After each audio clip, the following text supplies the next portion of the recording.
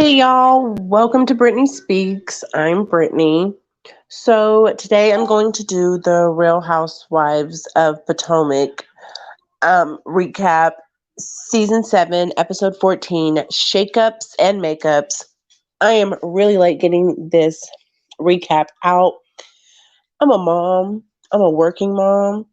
So sometimes the channel is the last thing that I am able to get to. But hey, I am here and we're going strong and we're about to get into it. So the episode starts off exactly where it left off with Karen and Charrisse arguing.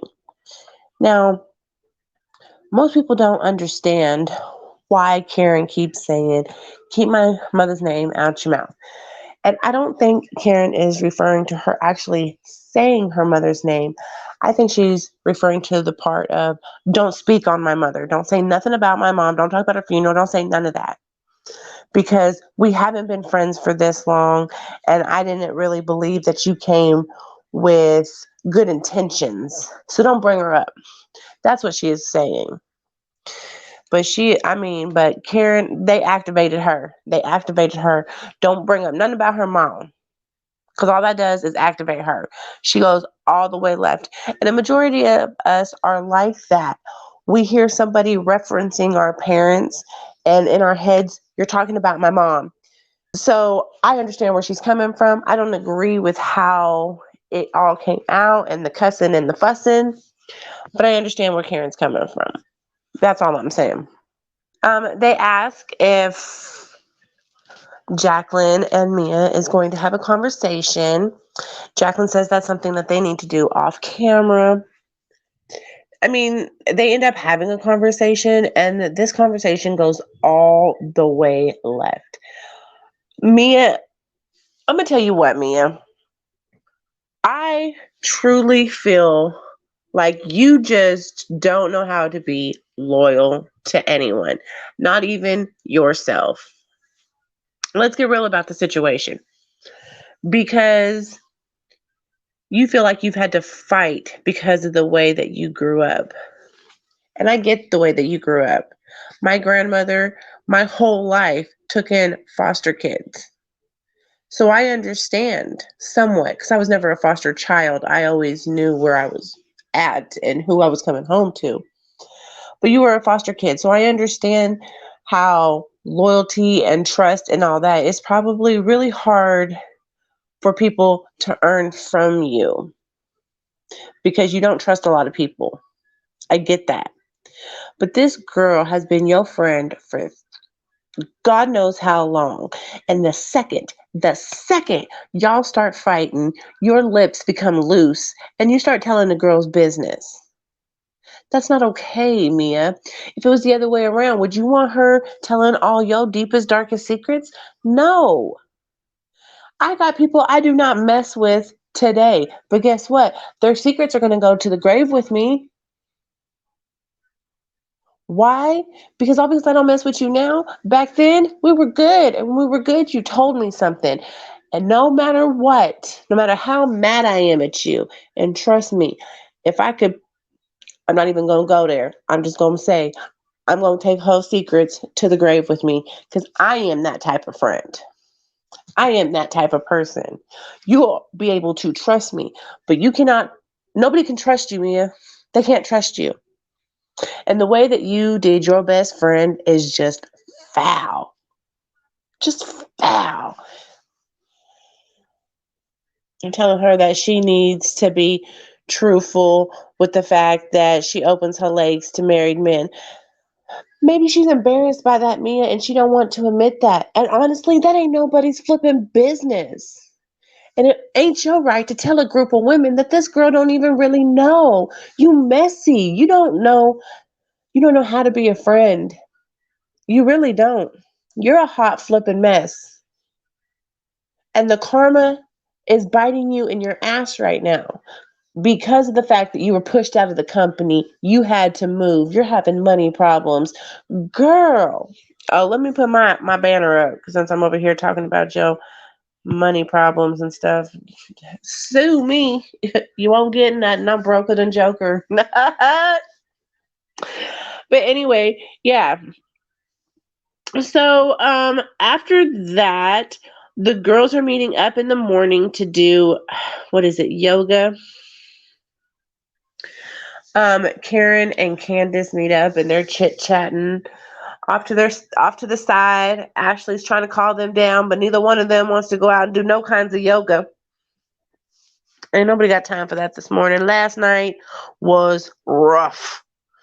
And don't nobody want to do nothing physical first thing in the morning after having a really rough night. Like you still got a hangover. You just want to sit there, relax, and maybe have a mimosa and just get your day started. Like, I don't know what else. Like, that's what I would want to do if I had a very stressful night. I wouldn't want to get up and do anything like that. I would just want to have a drink and pray that today ain't gonna be like yesterday. But with this group of girls, every day is an argument. So you need to start your day off with a drink. I'm just saying. These girls make you want to drink.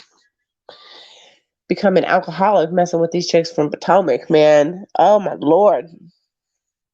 They be killing me.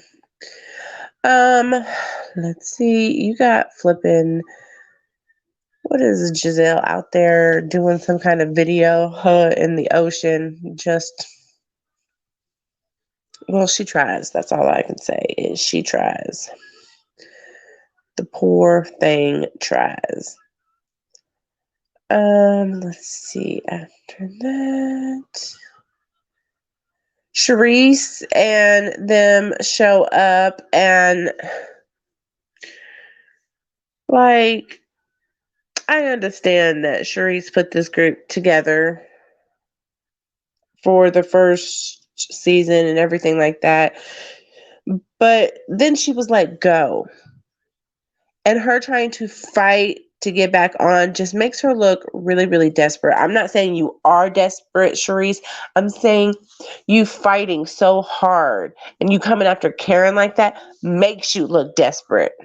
So let's not confuse how I say that. Let's see. They all get on the bus. And when Karen asks Robyn about her wedding and Robyn tells her it ain't none of her business, Karen, I just would have left it at that. You and us, we all know, okay, that she ain't getting married. Now, I will tell you that the time is currently 8:27 p.m. in Garland, Texas. That is where I live, okay? They are currently filming the reunion. So unless Robyn fixes her mouth to say at the reunion that she's married, Karen, we know this ain't never gonna happen, boo-boo. You don't have to keep pressing her for it. We've seen it for the last 7 years. We are all there with you. This fake ass wedding. We're there. We see, well, as Nene would say, we see each other. We got you, girl. They ain't getting married. There's too much stuff going on right now with Juan Dixon and his coaching staff and the players from his team that Robyn might want to take a step back for a second anyway and not marry the man. Just saying. I'm just going to throw that out there. I mean, all in all, I really do enjoy this season. Don't get me wrong. These girls, they drive me crazy like there is absolutely no tomorrow. But I really do enjoy the season. At the reunion, I do know, because I've been seeing clips and everything, that everybody is coming at Karen. And I do not like the floor chart at all. The seating arrangement looks like someone got drunk and just seated people where they thought it would be the most funny. Because realistically, certain people on one couch should be on the other couch. That way you can argue with them and see them as you're arguing. It's easier for me. Like, I hate arguing at somebody sideways. I want you to be able to see my face when I speak to you. I want you to see the realness, the honestness, stop coming for me when I speak to you. So the seating chart for the reunion is just absolutely crazy. But anyway, I kind of dozed over. I'm kind of in other lanes. I'm gonna get back in the lane I was on. So they've made it to the cenotes. They're all about to go swimming. Well, I say they're all about to. Only a few of them go swimming. The mosquitoes are real here, okay? Like, no, no, no, no. They're biting everybody on the butts. They're attacking people's ears. Yeah, ain't nobody got time for flipping mosquitoes. I hate mosquitoes. I got that good blood. Every time I go camping or I go and do like a little bonfire at my mom's house in the backyard, I'm getting eaten alive. And it don't matter how much off I put on. Yeah, I must be like the sugar they need because they can't seem to get enough. So the fact that they're sitting here, I'm just like, oh no, next. I kind of skipped it. I really did because I did not do mosquitoes. Nope, nope, nope, nope, nope. Nope. Ain't nobody got time for that. They go out to lunch after going to the cenote, and Karen asks Candiace and Ashley how they're doing. And I'm going to tell y'all right now, I am so proud of Candiace. I really am. She was not my cup of tea when she first came on. In fact, I couldn't stand her.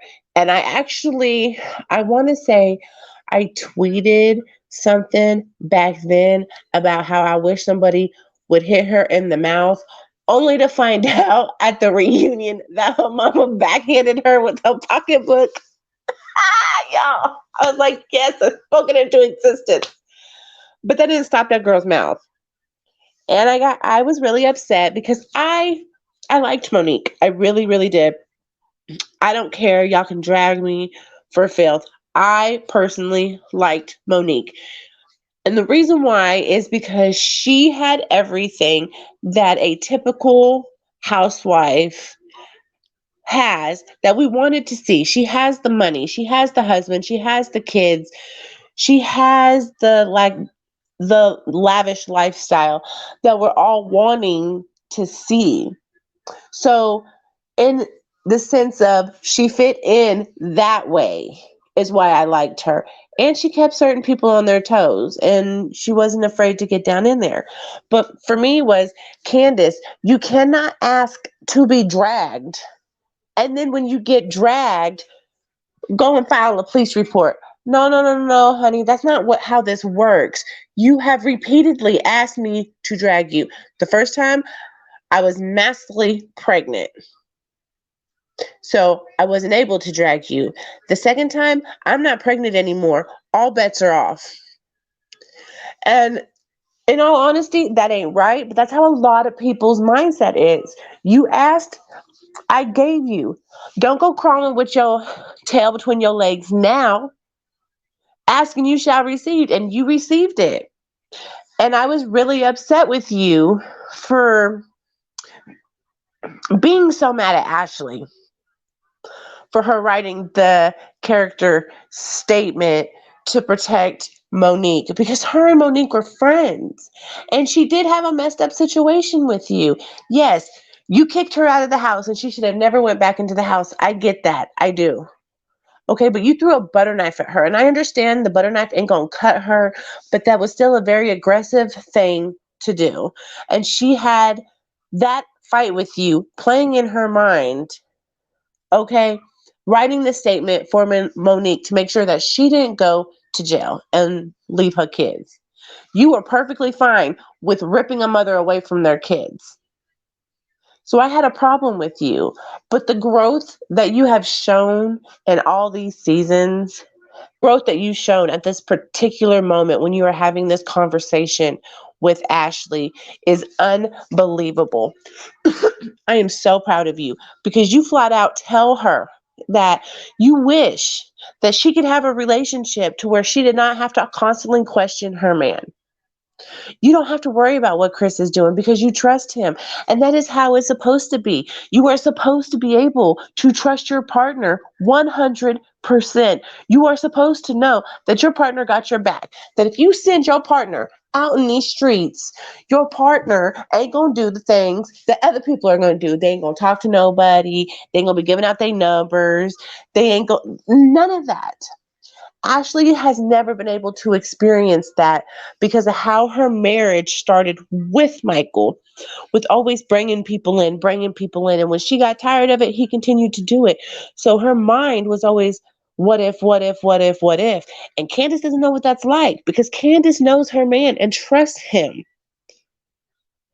So they had an honest conversation. And Ashley, I hope you really receive that because I'm tired of y'all fighting. If the two of y'all could come together, you would be the most unstoppable duo that I think the housewives have ever seen. Because you both have slick mouths.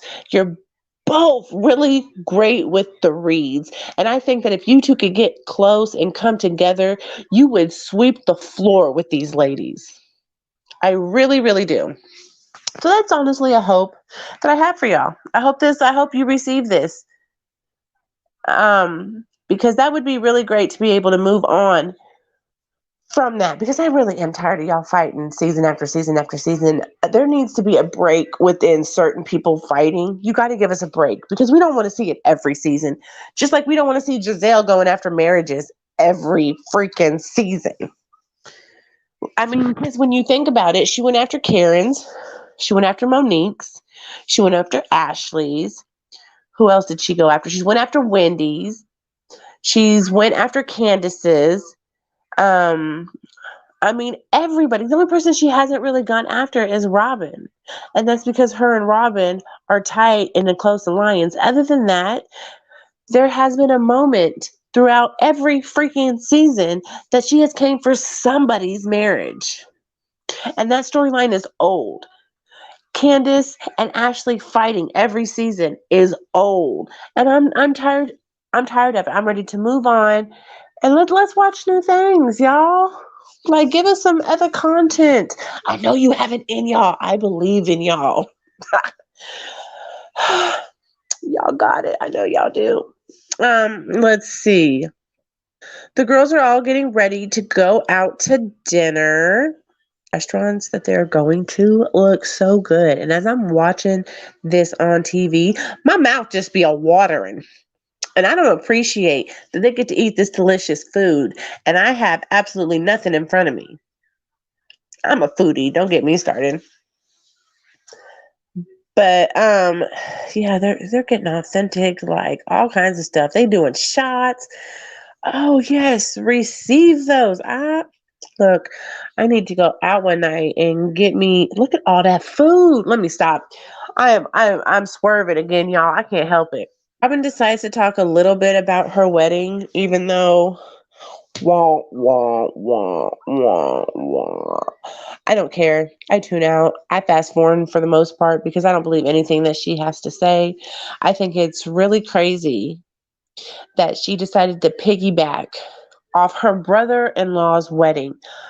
Girl, you mean to tell me that y'all can't get married any other day of the year but the day after your brother-in-law's wedding, and it's already because it's a destination wedding? Oh my God. Robyn is so flippin' boring, y'all. She gets on my nerves. She really does. We do not believe you, Robyn.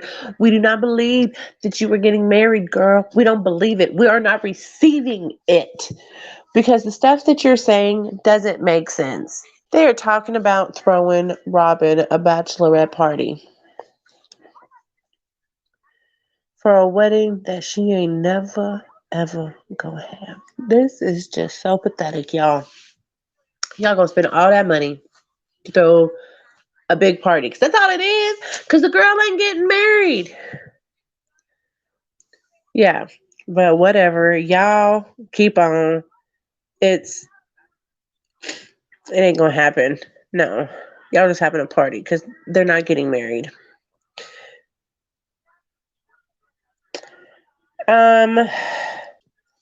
Gizelle's gonna bring up the fight. Gizelle's gonna bring up the fight between Charrisse and Karen last night, talking about how Charrisse is honest and amazing, and she doesn't like her character being assassinated by Karen last night. And Karen does not want to talk about it. What y'all do not understand is just like how Robyn didn't feel like inviting Wendy. Yeah, that's her name. Wendy. I think about it. I was going to say Wednesday for a minute, but her name is Wendy. When Robyn didn't want to invite Wendy to family day, you didn't say nothing about nothing. But the second that Karen don't want to mess with Charrisse, there's a problem. She is a 59-year-old grown woman that ain't got to talk, speak, be friends, do nothing she ain't wanting to do. And you ain't got no right to force nobody to be friends, Gizelle. So you need to go have several flipping seats way over there. Weren't you and Charrisse mad at each other because Charrisse and Monique brought Sherman's ex-wife on the show? So, yeah. And then here come Lackey Robyn. She got to go and put her 2 cents in. And Karen's like, okay, well, y'all can have this conversation because I'm out. I don't want to talk about it no more. Y'all keep talking about it. Have it to yourself. She's clocked out. And I don't blame her. Y'all keep coming at her over this woman. And I don't know what she has to do for y'all to understand that she don't want to be a part. She don't want nothing to do with this. Woman, back off. None of y'all are her mama. None of y'all are her sisters. None of y'all are really her friends. So none of y'all really have the right to tell her who she can and cannot be friends with. Besides, all of y'all can kiss her butt anyway. She's older than you. Y'all need to show some damn respect. But y'all apparently ain't got no home training. So, and then Charrisse sits there and tells everybody that she has lost. Now, I will say that I do feel bad for her losing so many people so quickly, especially during the the pandemic, the horrible C word that is not a see you next Tuesday. That one over there. So I do feel sorry for her on that. I really do. But you can see that she clearly ain't got nothing for you. Just leave her alone. Just leave the lady alone. And she don't really have to answer to y'all. Like, y'all ain't nobody. I'm just saying. Who are y'all? Absolutely nobody. Yeah, like Karen is completely grown. If she don't want to be friends with somebody, she doesn't have to be friends with anybody. And nobody on that cast has the right to tell her who she can or will be friends with. I'm just saying, that ain't your place. Gizelle, you might be one half of the face of that franchise, but Karen is the other. The two of you are the faces of Potomac. Okay? So you both wear a crown for that right there. You're both queens in that aspect, but you, a queen, cannot tell another queen what to do, and you need to learn to respect that, especially when you demand respect from the others, when you demand they leave you alone and not talk about certain stuff. Like, you remember, is Jamal Bryant coming? No, he's not. Oh yeah, he got a girlfriend, talking about how y'all relationship is fake. You don't want people to touch on that. Karen don't want to touch on her mom. Respect that. Respect it and keep it pushing. That's what grown women do. Just keep it pushing. Y'all can be civil. That's all that matters. Okay? And then I love how Candiace is like, this is very triggering. This is very triggering for me right now because Mia apologized to the group and not Wendy. That's because Mia acts like a 3-year-old having a tantrum. Mia does not know how to be a friend. And I love how Dr. Wendy Osefo, yes, girl, I'm going to call you out. Like, yes, I'm the doctor. When she says, you assaulted me, and she said, I didn't assault you. She said, do you know the definition of assault? And then tells her the definition of that. That's what got me. I love that. Not only did I ask you because you don't seem to know the answer to that, I tell you what it is.